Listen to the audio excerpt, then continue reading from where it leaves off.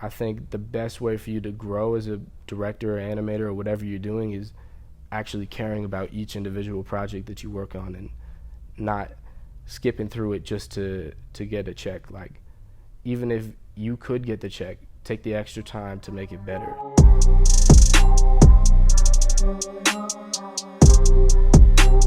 What's going on, everybody? I go by Director Ave, and I am a music video director and 3D animator out here in Denver, Colorado.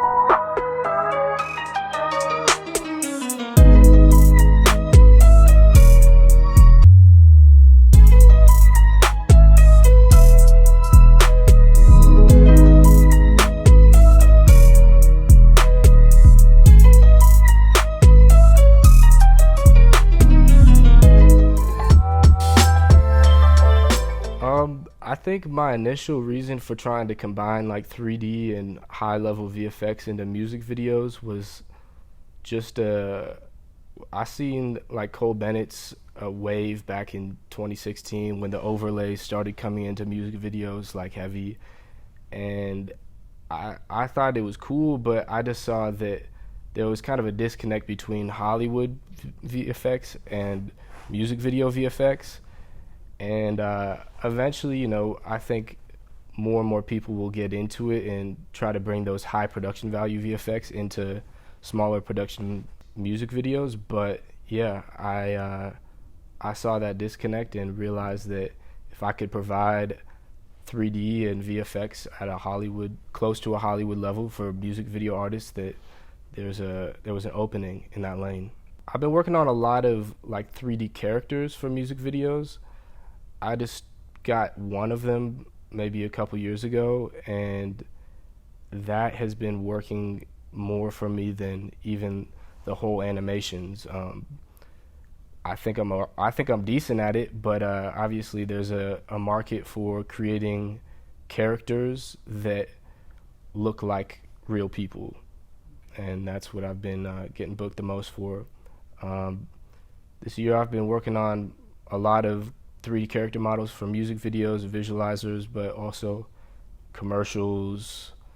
Just trying to like spread out of rap too, doing other genres, international music. Yeah. So the space has got so much market for it. Yeah, I mean, it's a pretty big market, and I think it really saw its initial boom in like 2020 when COVID hit, just because no one was trying to film in real life. Before that, it was pretty slow. I felt like I was having to convince more people that it was cool, I guess. But over time, once bigger and bigger artists started doing it, you know, the Drakes of the world started doing 3D animated visuals, then it became more popular, and my job got easier, and it was easier to book things like for bigger artists, because people have to see bigger artists doing something before they think it's cool. For whatever reason, personally, I'm proud of the people who hopped on it with me before that, but yeah, that market really got carved out after 2020 when COVID hit and doing things virtually became more popular. Initially, I don't think that there was a lot of influence just because it wasn't really popular. I was kind of early on the wave, but as far as visuals in general, my bro Glassface, I've done a lot of work for him, working on a music video, some VFX for his music video, did the Toby Lou video through him, did the Bad Baby video through him, a couple other things too, and he's been someone who I've looked up to for a while visually, but also been a good like person to me. And it's been a lot of people in the industry who have said, oh, I want to help you, but never followed through with that, and he's one that did, so shout out to him. Yeah, so before music videos, I was mostly interested in like short films, and VFX had kind of always been an interest of mine. Like, started using After Effects in like 2011, and I just saw, I don't know, I probably saw like an After Effects tutorial on YouTube way back in the day and thought that I could do it. I downloaded the program, pirated it, and started figuring things out. And over time, I started to dive more into the filmmaking aspect too. And then over time, the VFX side and the filmmaking side started coming together, and doing my best to be good at both of them, but they're both huge kind of lifelong skills that you got to develop. So When did you start taking it seriously? um I would say like early high school, like my freshman year of high school. I started to I just realized that I was decent at it, and my junior year of high school I won a statewide film contest, and that Wow. kind of like reaffirmed to myself that okay, like this is something that you have some sort of talent for, and decided to just keep doing it. Honestly, that film that won that award was the last like serious full length short film that I've done. Um, I did a couple of things since then, but after that, I got into music pretty heavy. Started producing, engineering, like vocals, everything, and got super into the music side of things, and almost kind of fell off with video for a little bit, focusing on music production and engineering and all that. And over time, I started finding people who I was doing music for, as far as producing, engineering, and doing video for them. And over time, I just started to get hired for mostly engineering. And then I realized after a while that engineering was not something that I really liked to do. You know, there were certain artists that I liked to record, but the random artists coming through, and especially having a home studio early on, it was just not something that I wanted to do long term. And video started to pay me a little bit more, and then eventually video started paying all the bills, and just kind of snowballed from there. Yeah, I think in the future I'll definitely get back into it. Short films are like, in general, passion projects. So for a while, really since I started, I've been just trying to get by and try to put all my time into things that paid me. So like short films were sometimes not at the top of my priority list because just trying to pay the bills, and short films can be expensive to make, and then you're gambling off of anything even coming out of it. But hopefully eventually I'll just be, hopefully within the next year or two, I'll have enough time that I can just, take off that time and focus. Because I don't want to, if I'm going to do a passion project like that, I want it to be the best thing I've ever made. And I want to do it for me. So I'm going to have to like really take time off of doing everything else, quit everything else for like 3 months. And if I tried to juggle that and doing music videos at a high level, it's not worth it. I want to go all in. So whenever I get, at a comfortable place to stack up and take 3 to 5 months off and just go crazy on a short film, then that's what I'll do.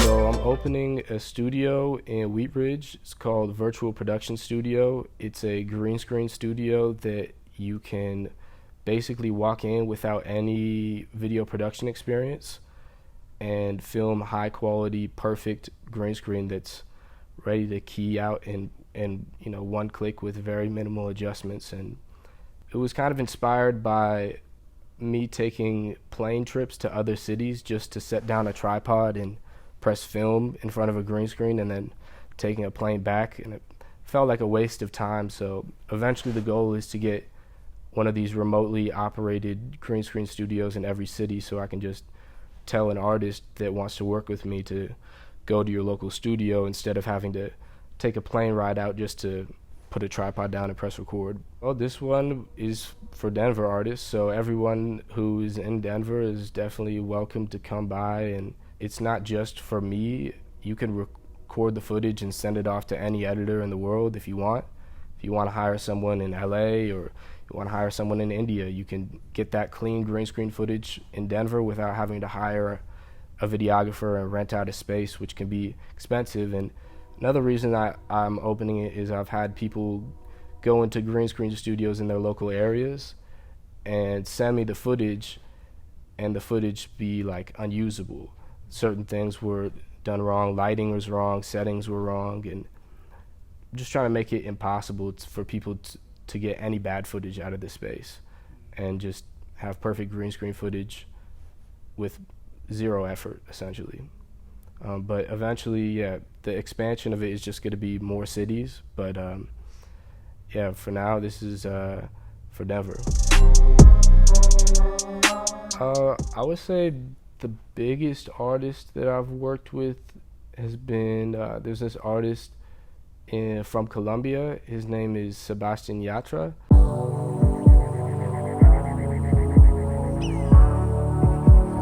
Cuando el sol se esconde, lo mira desde donde de noche se encontraban, y aunque no quiera verlo, es difícil cuando hay tanta gravedad. He's a Latin artist. He makes good music, crazy amount of followers, like 30 million followers on Instagram. Like, How'd you land that?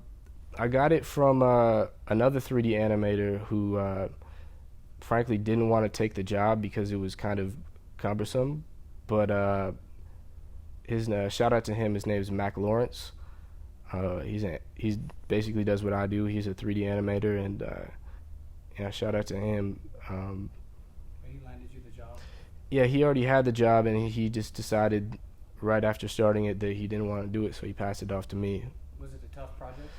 It was. There was a lot of revisions, and I understand why he didn't want to take it. He has plenty of other huge projects lined up, so he just didn't think it was worth his time and passed it off. So shout out to him. Like I said earlier, like Glassface has hooked me up with a couple other. Honestly, all of my big jobs have come through other videographers or animators. Especially at that level, like you don't really communicate directly with artists anyways. There's like 4 or 5 layers of people above you. You know, you got the person who's directly above you, who could be the producer or a videographer. Above that, you have like the label in general, and then you have the team that is assigned to the artist at the label, and then the artist above that. So like, it's just got to be approved by a lot of people going up and down the chain of command. So, Are you ever working with another 3D animator on projects? I have in the past, and I'm definitely looking to work with more. It's hard to work with. It's not hard, but you know, you just gotta have 2 people. If you're working on it with another person or multiple other people, people have to care about the project at the same level you do. Otherwise, it can get like weird. Like when I work on something, I like to take my time and really care about the project. So to find other people who are at that same level of caring can be hard sometimes, because people have bills to pay, and I get it, and so do I. But I think the best way for you to grow as a director or animator or whatever you're doing is actually caring about each individual project that you work on, and not skipping through it just to get a check. Like, even if you could get the check, take the extra time to make it better, and I think that'll lead to bigger money in the future. I think that's something people overlook. They see the easy money, and the easy money isn't always worth it, because you could eventually get bigger jobs and make more money if you just take the time to actually care about each project that you're working on. But yeah, around here, honestly, Lincoln Bio, shout out to him. He's probably my favorite director out here. As far as artists, shout out to Trev Rich. Probably one of my favorite artists out here, and someone who's, you know, you can tell he's actually put in that work, has put in that work, and is continuing to work hard on it. I mean, as far as videos go, I'm not looking too far ahead into the future. I mean, people hit me up out of the blue for the most wild and random animations, things that I couldn't have even thought of if you gave me time. People have awesome, strange ideas that I love to do. So I don't know. I'm definitely looking to do whatever people throw at me. But You have yeah, some big projects? yeah. Right now on my plate, I'm working on a couple commercials. Finishing up this Glassface video. There's like probably got like 7 videos I'm working on right now.